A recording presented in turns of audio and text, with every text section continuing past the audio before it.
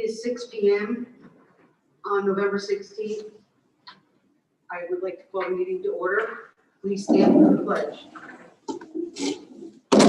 I pledge allegiance to the flag of the United States of America and to the republic for which it stands, one nation, under God, indivisible, with liberty and justice for all.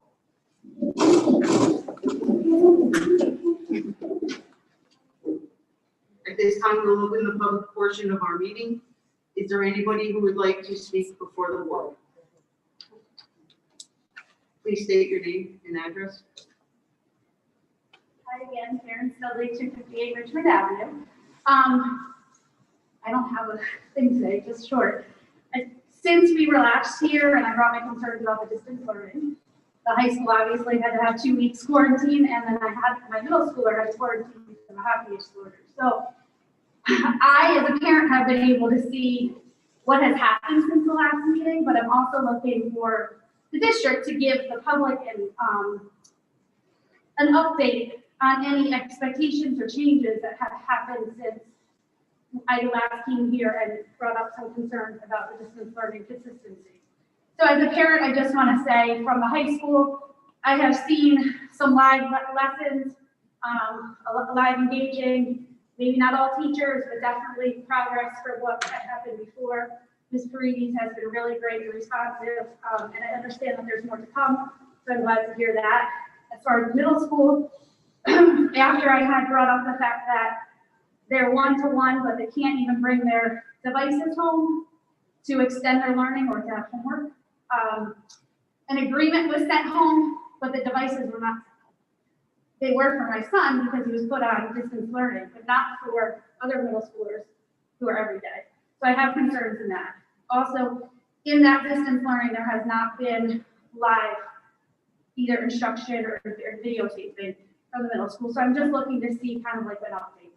Luckily, my elementary school student has not needed to have distance learning. I'm thankful for that. But so that's just, I wanted to give a little progress and thank you for hearing the concerns and responding, but also like to know what else is in the works. Thank you. Thank you. Is there anyone else who would like to address the board? For the second time, is there anyone else who would like to address the board? I have 2 letters that I would like to read into the minutes.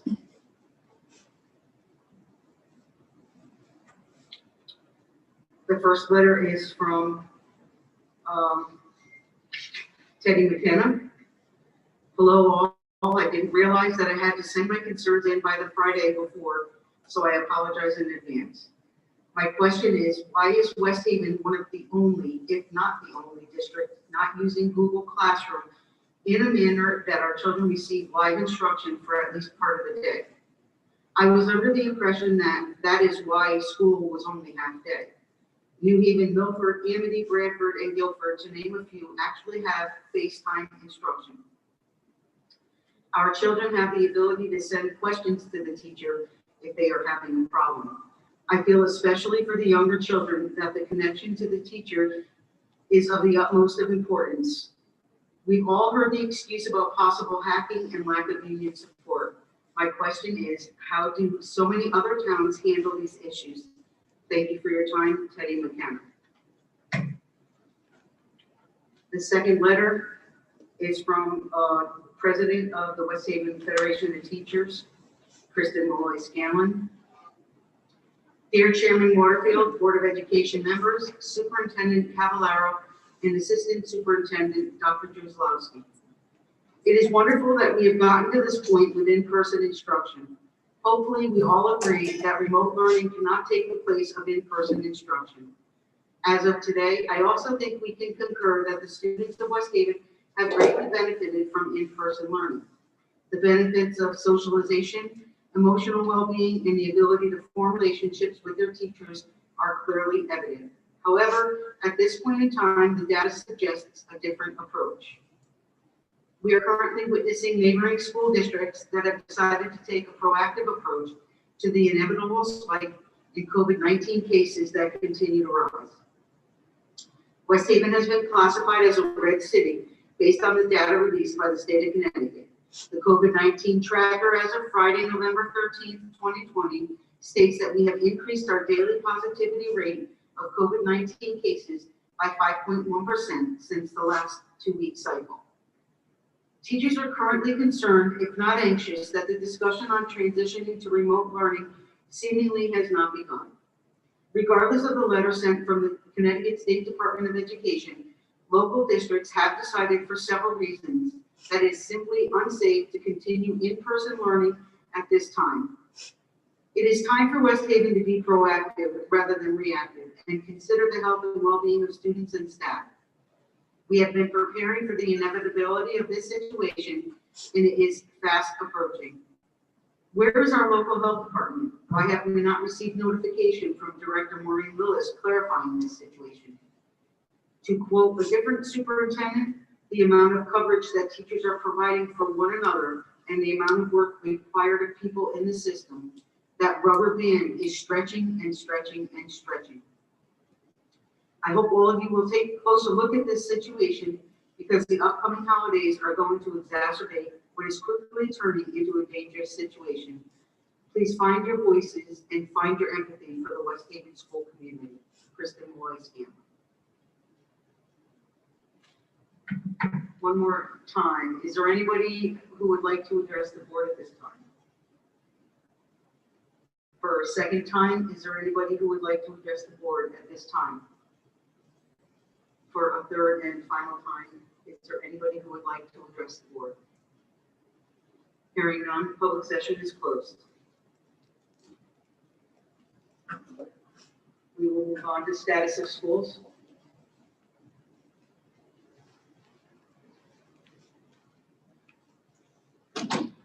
I wanted to come up here today because I wanted to try to answer some of the questions, and we've come up with the administrative team, starting with my cabinet this morning, after speaking at length with our principals today, have come up with a short-term plan. Now, I do find it, frankly, to dismiss the State Department of Education and the State Department of Health when they're telling you it's safe to open schools or keep schools open, based on what? They're getting the same data that we're getting, and they're saying keep the schools open as long as you can. I also want to say that, Maureen Lillis has been a huge help to not only the Board of Education, because we're only one small department with what they're dealing with. She's dealing with restaurant owners, all of the youth leagues, which are difficult, but she's been very helpful. And I talk to her probably 3 or 4 times a week. And right now, she's saying, and she's been on the same conference calls with the state that Marissa, myself, and some of our other administrators and have been on, saying the schools can remain open. I mean, it was pretty clear in the directive that I sent to all of the employees, again, from Commissioner Cardona and DPH, that there's nothing, and we're seeing the same trend, by the way, that there's any spread as a result of what's happening in the school. So to say that we're not monitoring this, that we're not in tune to what is being sent to us. We met with this, on a phone conference with the State Department of Ed as of last Thursday with all the towns that are in red. The previous 2 Thursdays, the State Department, actually many of the branches of state government have had specific meetings for towns in orange and red, and once we were orange, now we were red, we moved to red, about many things, but the part when they talked about schools was keep the schools open. Having said that, we can't deny there was a spike. There's been a spike, and staffing is certainly the concern. If we can't staff the buildings and offer what I would consider to be a quality education, there's no sense keeping the buildings open. I mean, you can go so far, and then, you're stretching yourself too thin, where you've watered down the product so much, it's not worth offering. So here's what I'm proposing, and what I think is a sound plan. Because again, whatever we decide, and I can tell you this, it's 50-50 at best, where more of the letters and emails I get are from parents in elementary schools and in learning labs saying, I hope you're going to do everything you can to keep the schools open, because my child missed out when you were closed from March to June. And there's also some who are saying, you know what, I think it's time you should consider. I've been sending my child to school, but it may be time for you to consider closing. I also know that today, and I sampled some of the schools, we received more opt-outs recently, not 100, but maybe a handful per school, and that's to be expected because people are getting nervous. So here's what I think is a reasonable plan, and one that, again, my goal is, and you guys know this, that I'm a big advocate of trying to keep the schools open as long as we can, but it needs to be effective. We saw a spike the weekend of Halloween. And again, nothing that had to do with the schools, more adult to adult contact. I can't say this enough, we haven't seen evidence of any spread going on within the school buildings.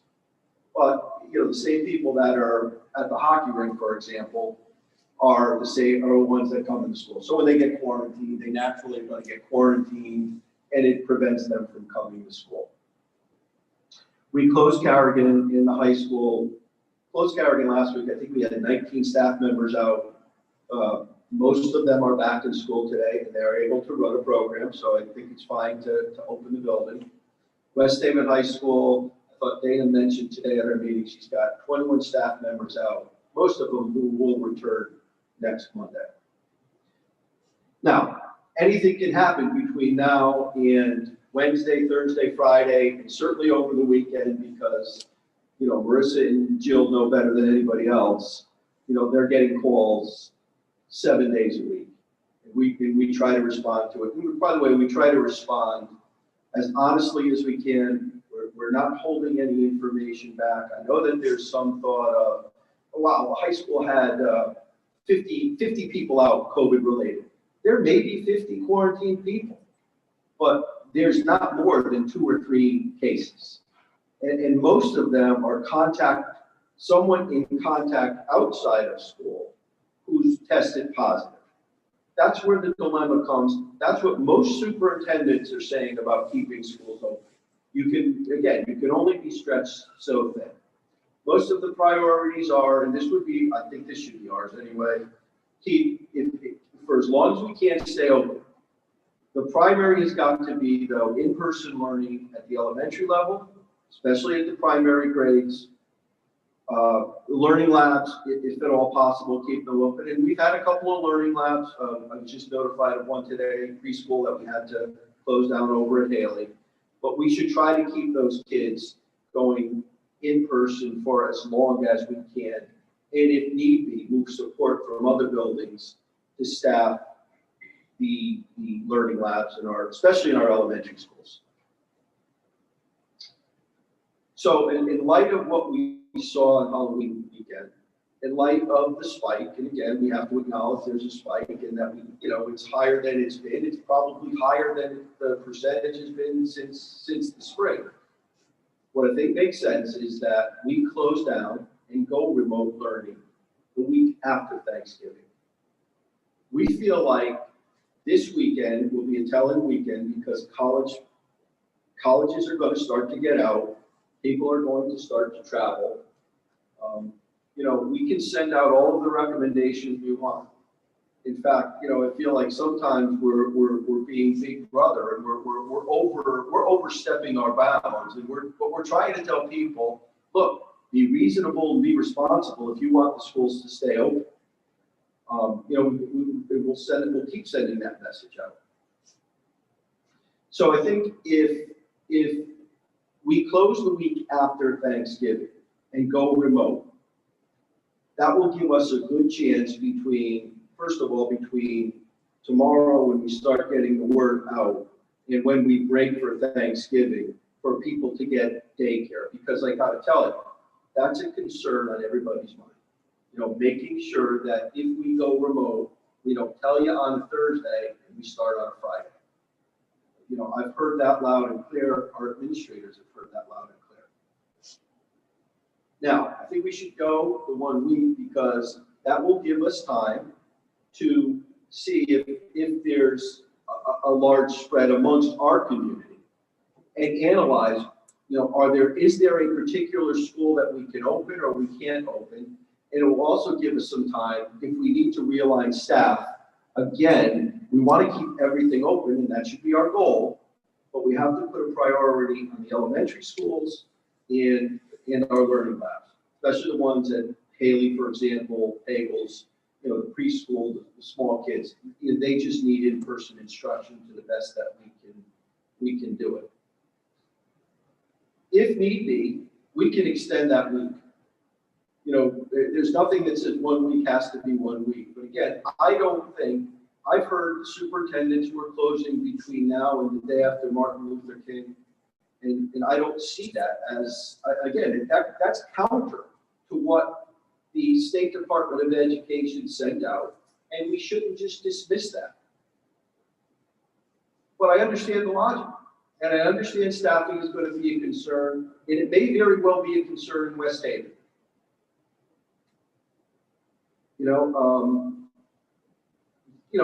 Time will tell. We can always extend it. Now, again, the first thing we want to do is make sure people have ample notice if we close the school the week after Thanksgiving. Gives us time, gives teachers time to prepare their kids for what to expect in the way of virtual learning. Gives people the time to, again, communicate back and forth with teachers. We are going to get the devices home. Right now, as long as we're in school, there's no reason we have to send a device home every day. And by the way, if it were me and I had a device, I would say, thank you, but don't take the device home. We've already had a couple of reports of we lost the device got stolen, and the people don't have the money to pay us, and we're going to end up battling these people. We're going to hold their academic records and things like that. We're going to give another device because that's what the law says I have to do. But they're going to owe us the money, just like they would if you lost a textbook or an athletic uniform or something like that. Part of my plan right now also is just like we did at Carrigan this week, last week, in the high school last week and this week, is to bring the teachers in. I don't think it's an unsafe environment. I think one of the things that we need to do as a school district is establish a schedule. I know the elementary principals all have a similar schedule, which they turned in today. I know Rich over at Carrigan, Rob Owen, and Dana have worked on schedules. We want to work in, by the way, the distance learners. They can be now more part of their classes. My directive today was to make sure that administrators are walking the buildings while we're conducting distance learning lessons, to support our teachers, to make sure they have the equipment that they need. Again, we just had several Chromebooks, which should be delivered shortly, Jeff, and many of them have already. So Chromebooks shouldn't be an issue. If a teacher needs an extra Chromebook or whatever, fine. We've got the Promethean boards that are here at West Haven High School. We've got cameras, which we ordered for most of the classroom teachers. We're waiting for some other things. Like we want to experiment with the iPads that move around the classrooms. So the idea is to supervise them and make sure they're going virtual. Not to yell at them, not to tell them what they're not doing, but to make sure they have what they need so that if there is an extended period of distance learning, we'll be prepared to offer live and virtual lessons, because I don't disagree that those things need to happen. Lessons need to be interactive with the older kids, with the younger kids who really miss out more than anybody, but they need to have them as well. And again, I want to know what the teachers need. I can't make that any more clear that, the administrators are expected to support teachers, walk into a classroom, find out or take a look what's going on, what's not going on, and not to yell at them, not to tell them what they're not doing, but to say, look, if you need help, there's this teacher here who can assist you. You know, do you understand all of the new programs that we purchased? And again, I've heard really good things about what's going on at West Haven High School.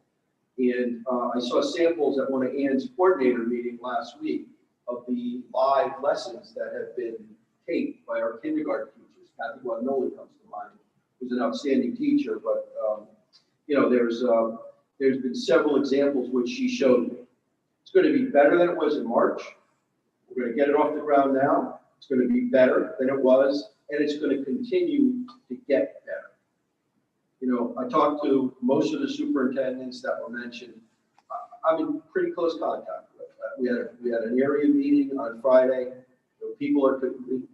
Superintendents aren't concerned about staffing. We said that already. They're concerned about equipment. Some of them are opting and letting the teachers work at home. I think we have a nice opportunity to see what's happening and where we can improve. So it's important to get them in. We'll be able to expand the day to a regular contractual day. You know, kids will get their time for lunch off during the day. You know, my expectation would be if a phys ed teacher has so-and-so's third grade class, that teacher would jump on or work with that particular class at that particular time and free the teachers. I want to get more to what I would call a normal schedule. You know, and I think that's really important.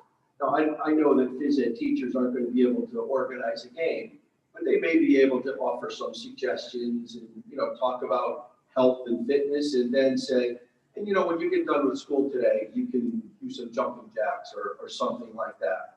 Our art teachers were really creative last year in posting lessons and things like that. But they need to be more interactive. You know, I'm not going to sit here and tell you that we had a great plan, but we got through from March to June, and I thought everybody stepped up and we did a really good job. But now it's time to go to the next level. It's time to engage kids via online. It's time to record lessons. Right now, there's nothing in the teacher's contract that says they can't teach virtually. I need to make that clear to you. I need to make that clear to these guys. If there's resistance, I believe it's resistance just because it's the unknown, and that's part of our job. And I've been around 35 years, and I know nothing in education is implemented overnight. I know that, you know, a lot of times there's a year of development, there's a year of piloting, then there's a year of implementation, and then you revise and you keep making better. We came pretty far pretty quick, and I'm confident that if we have to go forward and if there is an extended shutdown, we'll be in a very good place. However, again, I want to qualify everything by saying that I don't think we should just anticipate long shutdowns. I think we can extend it. I think we can look at January 4th and, you know, see what happened we had a long Christmas break this year. It's a little bit longer than usual because of when the holiday falls. You know, we'll look and make sure we monitor what staff are not available, what our positivity rates are. But again, I don't think we should dismiss the Department of Health and the Department of Education by saying, you know, when you don't agree with them, you can't just say they're not good. I mean, it's good and bad. You know, personally, would I like more direction? Would I like a more unified plan? Every superintendent in the state of Connecticut would say, somebody else make our decision for us. You know, make a plan. You know, it's been a struggle the last couple of weeks, and I have to tell you, I always have my phone with me. You guys know, many of you called me on Saturday, Sunday, whatnot. More so than usual, I've got my phone with me, and I'm checking it because, you know, I hear from a principal that says I've got a case, or I hear that contact tracing is going to start. The last couple of weeks have been very trying. I think right now, till now, you should be really happy. I think the district has risen to the occasion. Our teachers, our administrators, our plan, things have worked out. I say stick with the plan. Let's try to keep things open. Know that we're going to be responsible, and know that we're not going to take anything for granted or put anybody's health at risk. It's a matter of being able to get the kids in school if we can and putting a qualified staff member in front of them. If we can't do it, we'll close, just like we did in Carrigan, just like we did at West Haven High School. The other thing is I need to compliment, you know, originally we've gotten some resistance, but if we quarantine a particular grade in a particular classroom, the teachers have picked up the slack from home with their kids, and that's okay. We're quarantining them, and they're teaching their kids. That's a really good thing, and that's been a really positive thing for the district. So that's, I think, where we are. That's what I'd like to do. I'd like to get the word out as soon as possible. I know that I spoke to Kristen today. I told her I'd be sharing this plan with you guys. I know she'd like to work at home, and I'd like some accountability for now. While we get a schedule in place, I would like the teachers to report to work.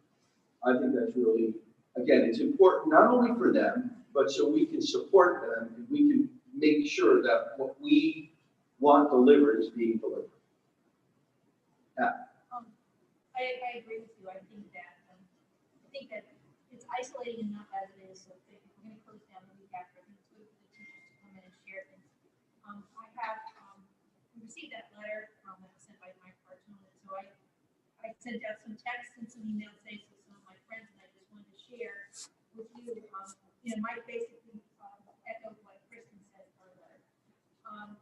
Many of them said they like being in their buildings. They feel that their supplies are there and everything's there that they can use.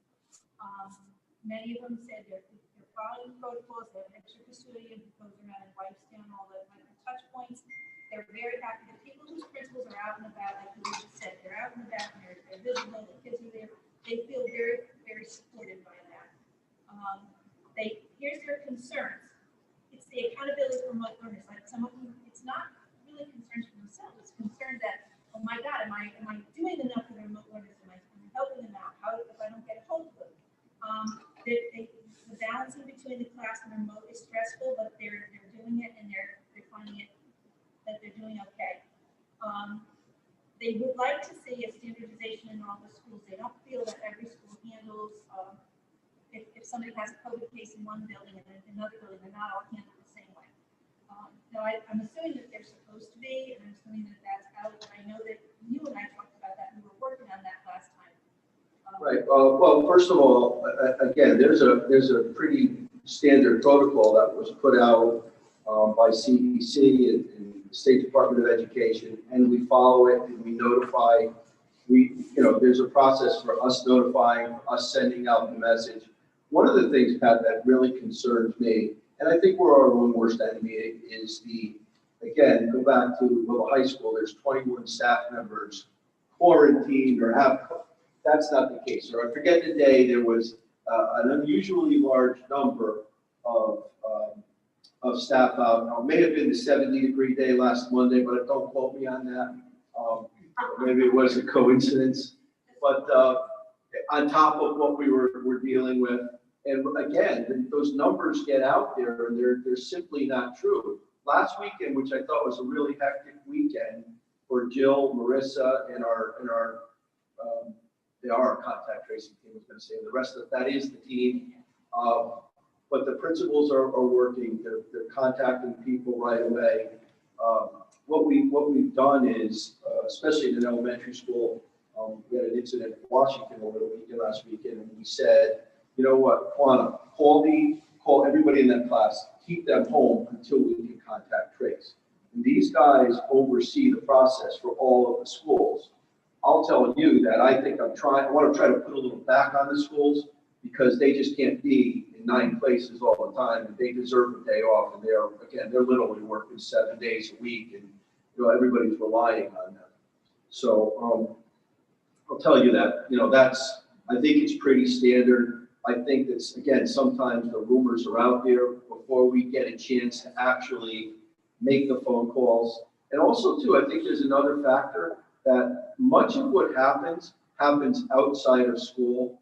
For example, a coach gets COVID. Now we have to quarantine the team. That's not on us to notify. We get notified of who's not going to be in school, but it's not on the schools to actually make the phone calls to the parents. And let me tell you something. From what I hear, the people who are told that their kids can't play hockey for 2 weeks are crazier than the people who are told you can't go to school for 2 weeks. So I'm glad I don't have to make that calls, although my old Connor was quarantined, couldn't play the last 2 weeks. So, I mean, but that doesn't come from us. So I think that could be some of the confusion as well. But I think, Marissa, unless I'm wrong, everything runs through you. Remember, we have to report to the state. The state has a running total. We've given that website out to our staff. We sent it out to everybody. You can monitor the number of cases, that we've had in the schools. I just have one other question. Sure. The live teaching, are they allowed, they're allowed to use Zoom or they're not allowed? They're allowed to use any means to communicate with their kids. The best platform I'm hearing is the Google Classroom, and they can communicate live that way. And we're good now. I think we have really done a lot with professional development. We've purchased a lot of equipment, and we will take the next step. I'm hoping it doesn't come to that, but we'll do what we can to make sure kids are engaged and interactive. Well, I think that, I'm just gonna share this, as you can tell, I got my earphones tonight, by Georgiana Dini, who went home to watch this on Zoom. But anyway, a lady was there that I didn't know, she teaches at Vegas, and she said to me, we're not allowed to use Zoom. And I said, why not? She said, the union won't let us. I said, does the union pay your check? And I'm not being snarky, but like, as a former teacher, really, the union is saying, don't use Zoom. Well, the Don't union's use not. Zoom or Google Don't Classroom? use Zoom. Okay. And so that's why I wanted to ask if they could use Zoom, and I'm concerned about that because I think that's, everybody uses Zoom. We used Zoom before. It was made clear to our administrative team today when I met with them at 9 o'clock this morning that, that stuff has to be put to rest right now. And again, our teachers should understand, and I think we've got a pretty good track record. If something happens or they're put in a bad shape, we'll defend them to the extent that we can defend anybody. Could you see something happen on a screen? Yeah, you can. But something can happen in school too, the same way. So, I like to think that we're going to support our teachers, and if they're put in a bad or an uncomfortable situation, we're going to do what we can to protect them to the extent that we can, and offer them, guidance and work with the unions. I think we got a pretty good record of doing that over my time here, or even prior to it. I think that's one of the things they would like to sign off. I know one of the things the teachers are asking for is a sign off from parents that they won't take the lessons, or that they're not going to be. It won't be used to evaluate them based on what the parents saying, or they could see something. Yeah. Right. Or for example, something happens in the house that the teacher witnesses. Well, again, that something can happen in the school. You're a mandated reporter regardless. So, there's some genuine concern. We've got some language. In fact, we've got something from another district that they use. My concern is that there's a couple of concerns with signing the agreement right now with the teachers. Full disclosure is, and maybe I'm being a little thick, but I want to be able to have the right to call them into work when I want them to be at work. I want to have the discretion. I'm not saying that they'll never work from home, because who knows what the numbers are going to bring, or, if there's times when we need certain individuals to work from home. Again, it's certain schools or classrooms quarantined. But I think I should have that discretion as a superintendent, just like I would on a snow day. Day to day, I've got to make that call, and I'm willing to make that call. The other thing is again, it is the live. If we tell you the example I'll give is that if we want you to be live and interactive, that should be our call. That's no different than us saying, here's the math curriculum, here's how you're going to teach how to do long division. This is the way we're going to do it today. That's the same kind of thing. I mean, we decide, we seek out, obviously, the teachers who are willing to help write curriculum and experiment and try things. But at the end of the day, we say, this is what you'll teach, and this is how you're going to teach it. And that's really important for us, I believe, to maintain that. Now, and again, I don't want to be critical of anybody, because I think our teachers rise to the occasion with the best of them. And they do a really good job. And, you know, in the first couple of months, for those of you that have been to any of the schools, you saw orderly schools, you saw everybody wearing the masks, you saw the mask breaks going on, you saw kids being happy.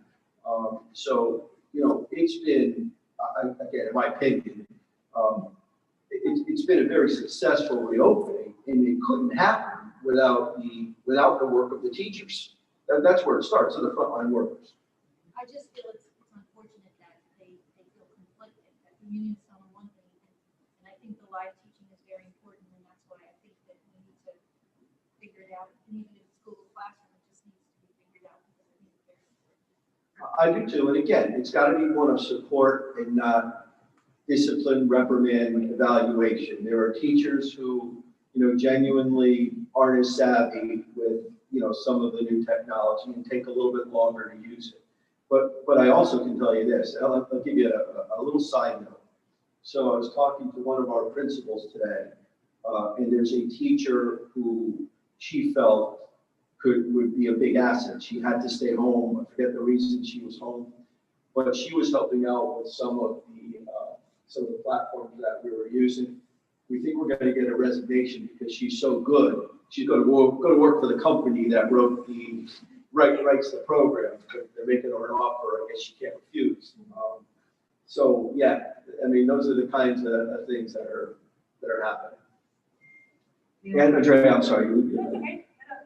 Are we planning on doing live, so when we go back to school after the week off, are they going to do live instruction for the distance learners then? Yeah, I'd like to get that way, because the other thing that I think we have been working on, we're really trying to come up with a plan to lengthen the school day.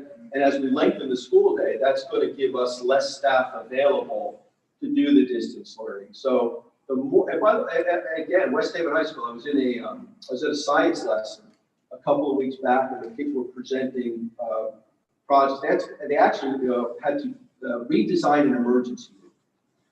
And there were kids home participating, watching it live. I don't know if it was Zoom, I don't know what the platform was, but they were doing that. But that is certainly our goal, because again,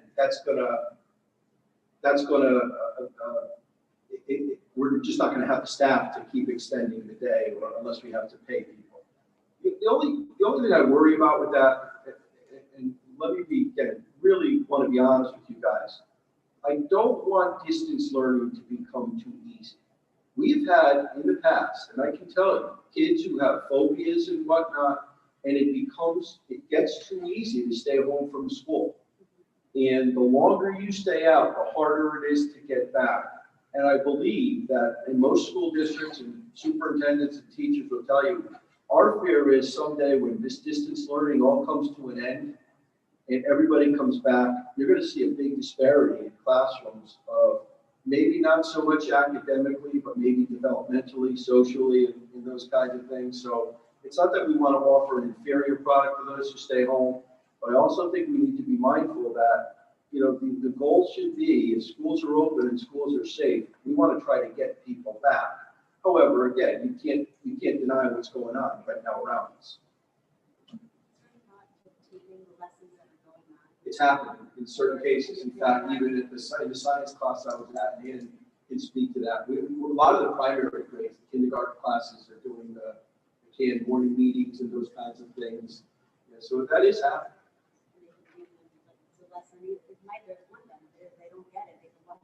They can watch it again. And in fact, that's one of the things that we're saying, that even though it's a shortened school day, kids have opportunities once they go home to get online and, you know, with all of the different support materials and resources that are available on our website. You should check them out if you have. They're really good, especially some of the math things and whatnot. It's, there's a lot that kids can do on their own once they go home. I have a question, and it's probably more for our IT. It's my understanding that Zoom is very specific as to how many people can be logged in at one time without there being a cost associated with it. Is that correct? I believe so. So is it, I mean, we would need to purchase a license for, specifically for Zoom. if we needed to purchase it, Jeff, there's a higher level platform. We're willing to purchase it, but there's ways that you can be interactive now. And Dan, if you can speak to it, because you know better than I do. Yeah, we have gone through almost all the teachers that feel very comfortable with software. And as they have given us those products to try, we've been giving them to us. Now, remember, we did not have computers for long in the first place, which is probably a better thing to do. Because if you don't know how to teach, it doesn't matter. That software, we have, I think about 128 now last count of software, and it's on the website, I believe. What you see is what it's best used for, but where it's comfortable is where the teacher feels most comfortable using. So we've checked them all off. We've said these are the best, and they're using them. And these are from teachers. And could you give us that? Could you get us this? I don't take it if it's one person, but you know yourself. There are a lot of teachers in this district we have to respect for their knowledge of software and teaching and learning. And I think what we got was a really good toolbox for them to be successful. They want more and more and more. I've said, no, right now. Get good and comfortable with this and work with each other. And that's what they've been doing during PD, obviously. I think that's really important that we have offered and continue to offer the professional development. Prior to the start of the school year, we did. We had today in October. We have some more coming up. And again, the best way to learn is from your colleague, grade level partners. But you know, it's pretty extensive. It's interactive. You know, there's another side of this as well.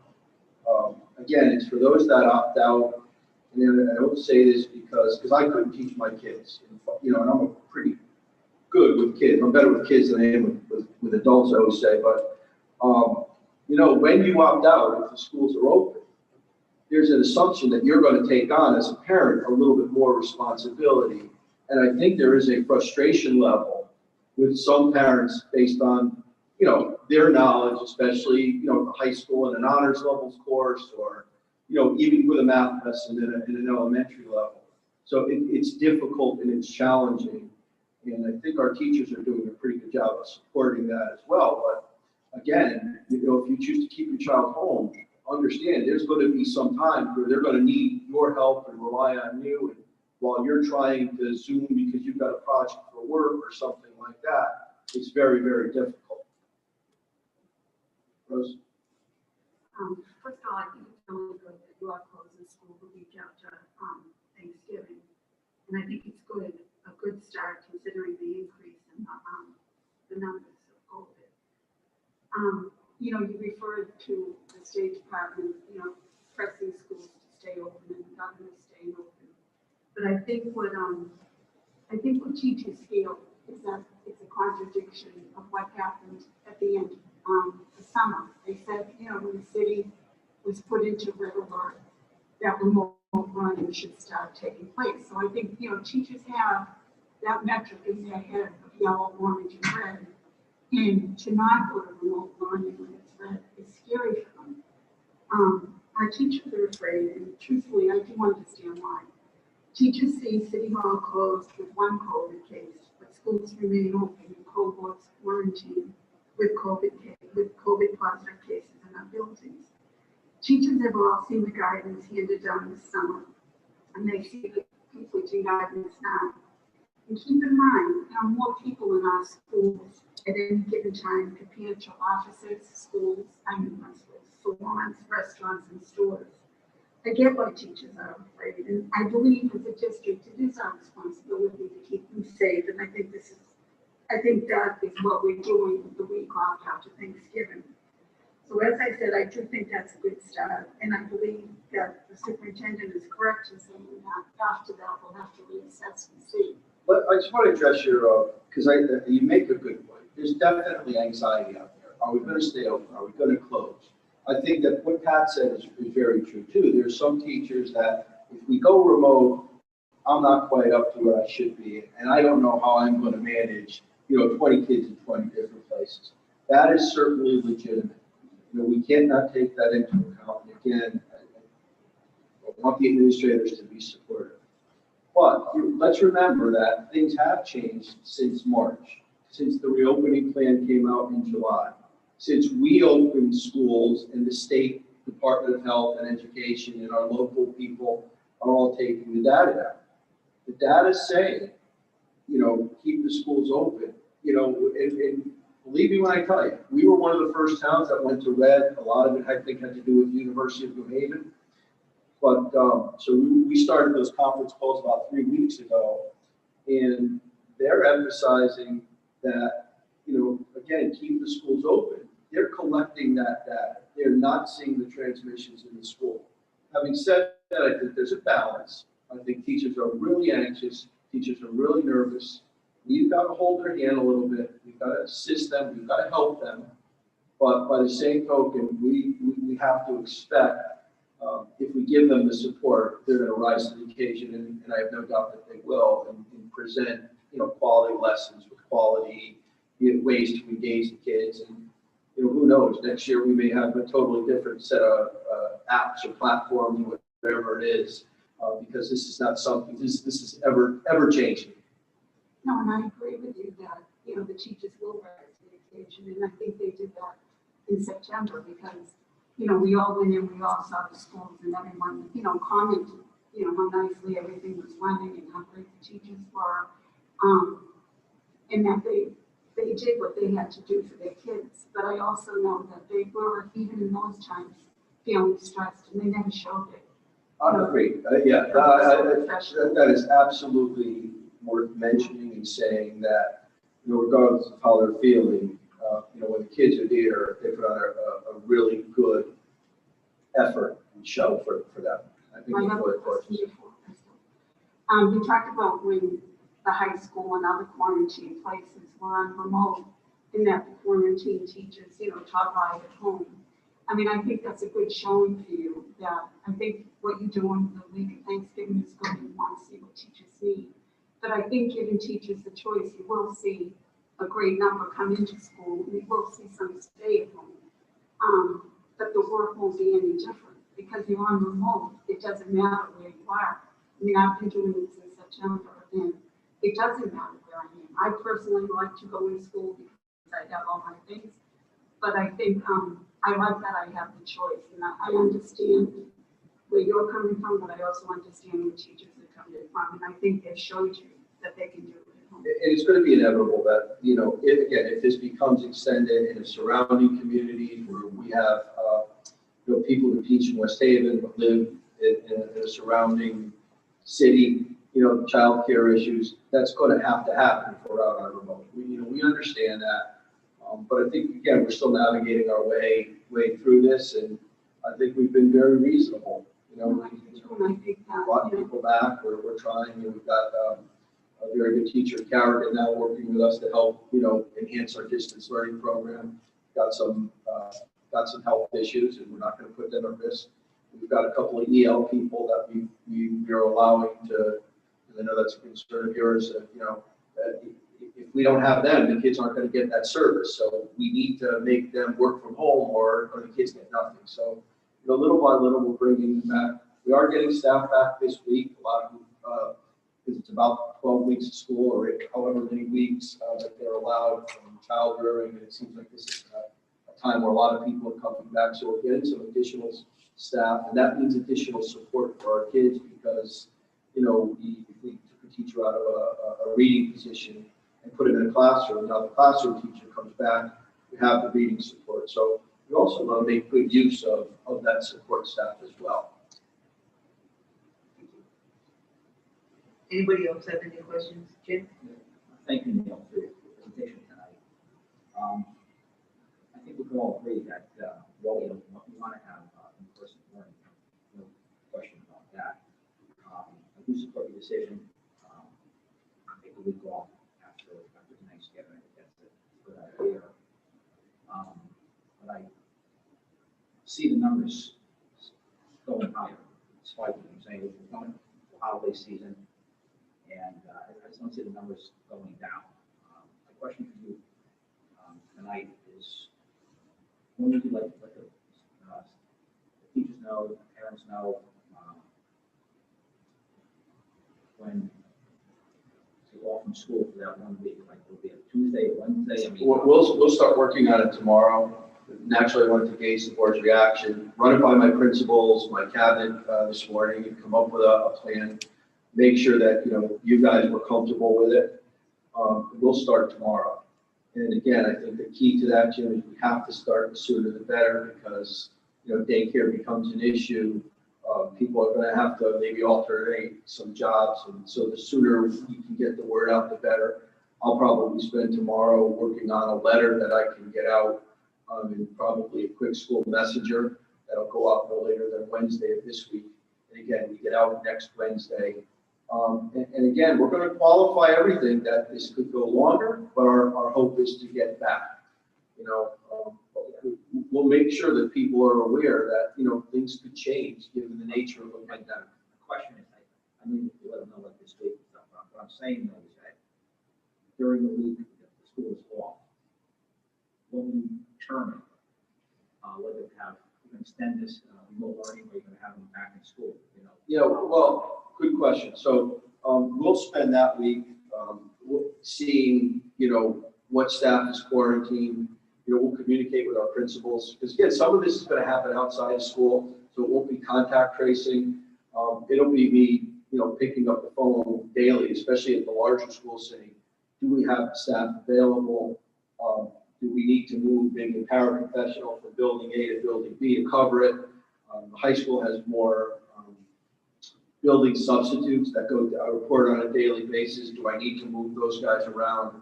Most of it will come down to staffing, and we'll spend that week really monitoring who's available and who may be out of commission.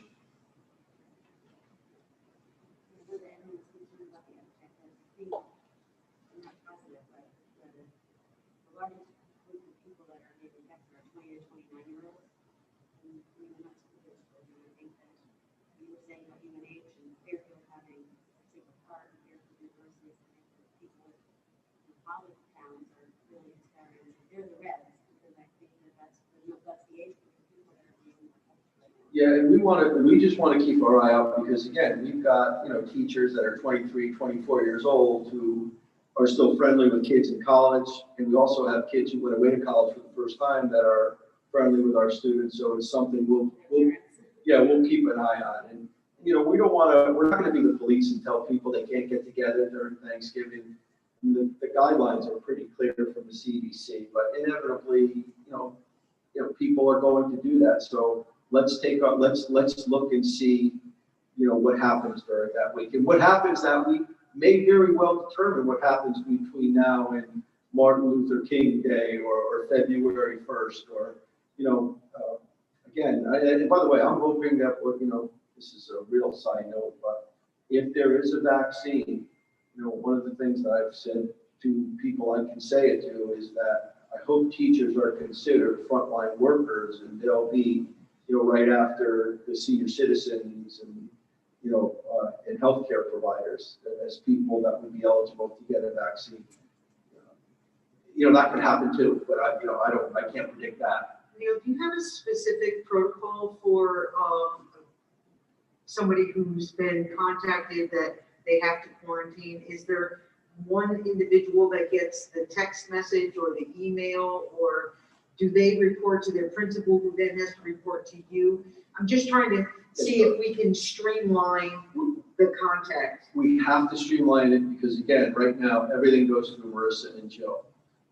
However, I can tell you it's not, most of the time, the principal's notified first, just because that's who I call when I'm sick or I can't come in.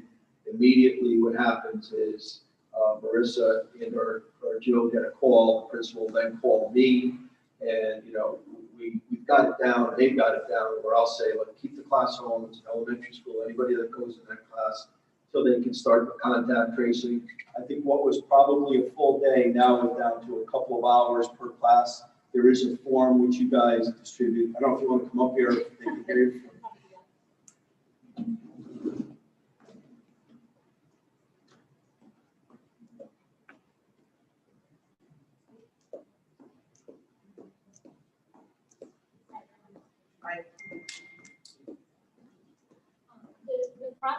by which things are happening right now is very uniform. It's everything is overseen by Jill and myself, but it's really all done in collaboration with the health department.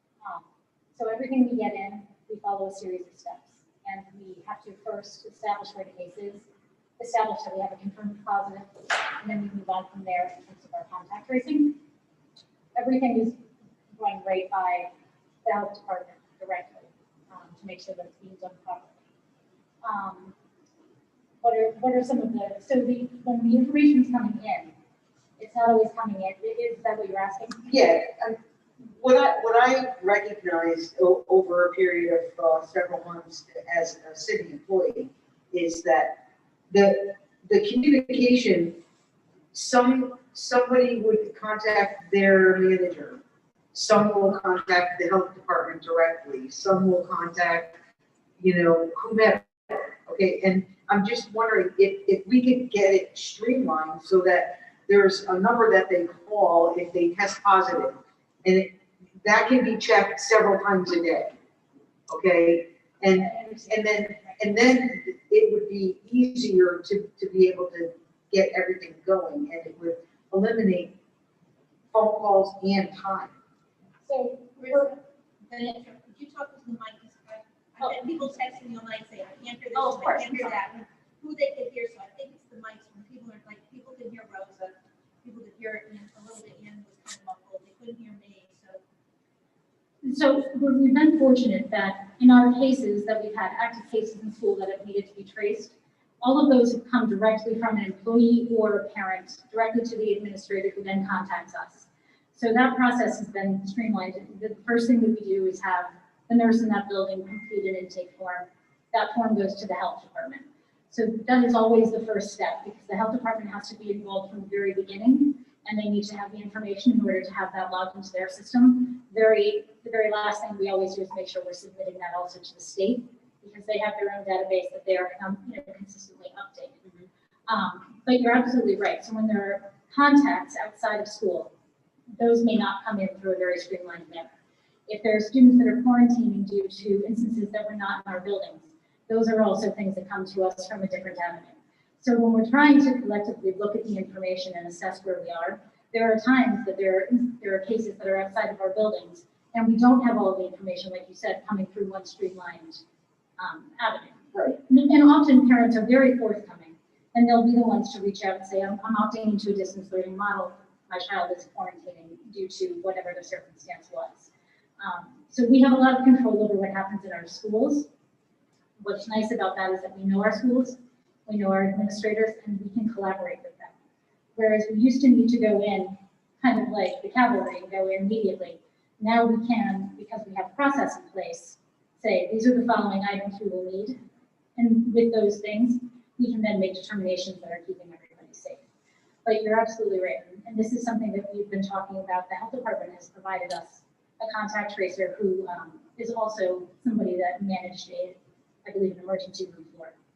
She's very, very good at looking at things in a systems manner, and she's helping us to really do exactly what you said, continue to streamline our process and make it more effective, less time consuming, and just increase the amount of information that we can collect in a shorter period of time. Yeah, one email on our website that, and a note home to our parents that says, if for whatever reason, just reach out by contacting this, and I think we would eliminate so much. You're right, and some of the things that happen are the questions, because quarantine is not always one size fits all.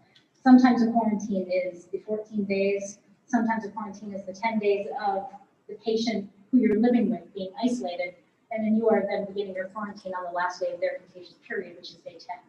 So sometimes people just want to talk to the school to make sure that they're doing the right thing, they're able to connect, get their distance learners up and running. And sometimes they do talk to us on the phone for a little bit because they're concerned and they're anxious, and they do want someone who's been managing this to tell them it's okay, we understand, quarantine's okay, these are the things you can do. Here's how you can make the most effective use of this time while your child is out of the building. But I do agree with you. I think that as we go forward, continuing to streamline the process will just be a help for us overall. Thank you. Thank you. I'll let my parents know. Anybody else have any questions? Thank you for your time. Thanks for coming. Thank you. So that's kind of where we are. Please, if something comes up, again, you get a question about quarantining, reach out to us. We're happy to get back to parents. We're happy to, address concerns. It's new territory for all of us. And, again, we'll go step by step. And I keep saying this, we've been pretty successful so far. We'll get better as we go along. We'll become experts in something we never even knew existed a year ago today.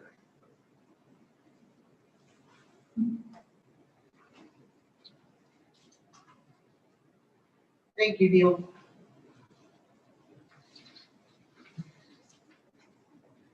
Moving on to student reps who are unavailable at this time. But I would like to shout out to the soccer team for their SCC win.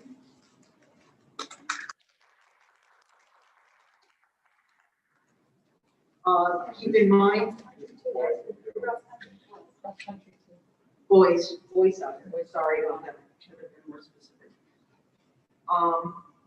Just keep in mind that Mackenzie is looking for toys for their toy drive. And what else were they doing? And fuel your mind. And the peer advocate raffle.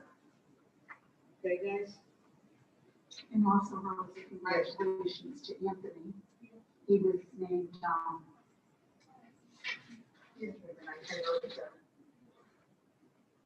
to Anthony for Fall Conference Division C team for boys soccer. So Wow, congratulations, Anthony. Thank you, Rosie. No, you're not here tonight. Okay, let's move on to boards, starting with Jim. Do you have anything? Thank you very much. You all set? Obviously, Dr. D, best wishes on the next chapter in your life. West Haven was fortunate to have a person of your caliber. They're always looking to move student, staff, district success forward. Also help to have a consistent leadership team between the superintendent, assistant superintendent, and business manager who work so well together. Many things happen because of your efforts. West Haven School District benefited greatly because of your role in the efforts. Many districts are not fortunate to have a stable, consistent leadership team that we have. And there's one person who's going to thank you for everything. And then to dovetail what Rosa said, congratulations to both our boys cross country and our boys soccer for the first championship in West Haven High School history. And to the superintendent, we always recognize the teams, and this is the first and when it's safe to do so. Hopefully give each team their night to shine. We'll look forward to that. I think that's something that we missed sorely. It's just getting the kids to present to the board or to those who've accomplished something. I really look forward to getting kids in school back up, showing you guys and honoring them, showing them what we're doing, and honoring the kids for their accomplishments.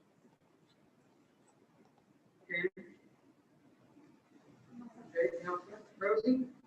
No, I'll just echo on to feedback on Bob, to Ian once again. I already said what I wanted to say to you at the last meeting, but please know you've never placed here all the time, and you will be truly missed. And thank you for everything that you did for all of our kids. Again,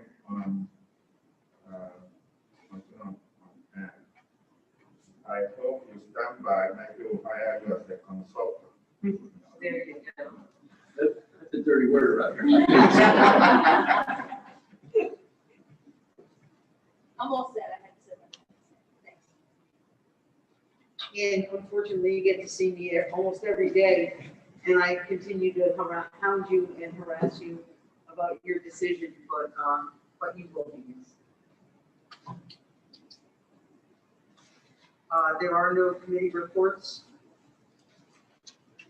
So let's move on to D1, approval of minutes. If I may have a motion. Motion. Second. Second. Thank All in favor? Aye. Any opposed? Any abstentions? One abstention. Motion passes. Fortunately for us, there are no certified resignations. So, moving on to D3, 2091, Jolene Trenchard for the head coach girls lacrosse program. Second? Thank you. All in favor? Aye. Any discussion? Should have said that first. but- You're doing my stuff. Any opposed? Any abstentions? Motion carries.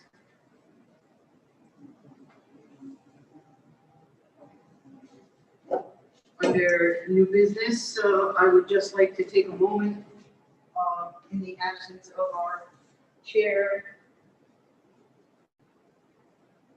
to present to a very lovely lady.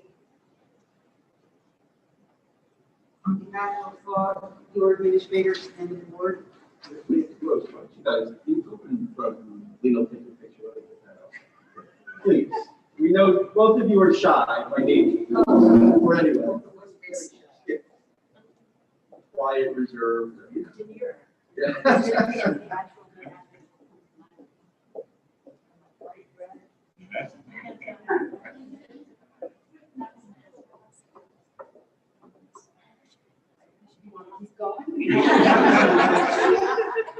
I want to leave it on the chair in between. on behalf of the administrators and the board, we would like to present this to you. And we want to know that truly everybody in this room, and we appreciate it.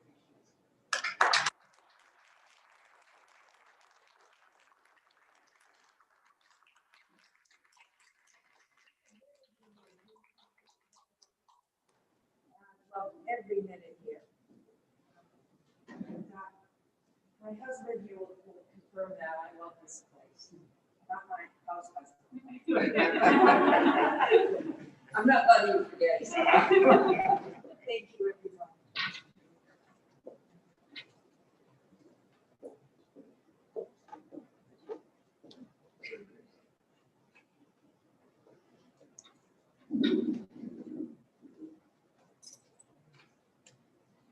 I'm actually holding it together for once. It appears everything else is under informational. So at this time, I would like a motion to adjourn. Motion. Second. Meeting adjourned at 7:08 PM. Thank you so much.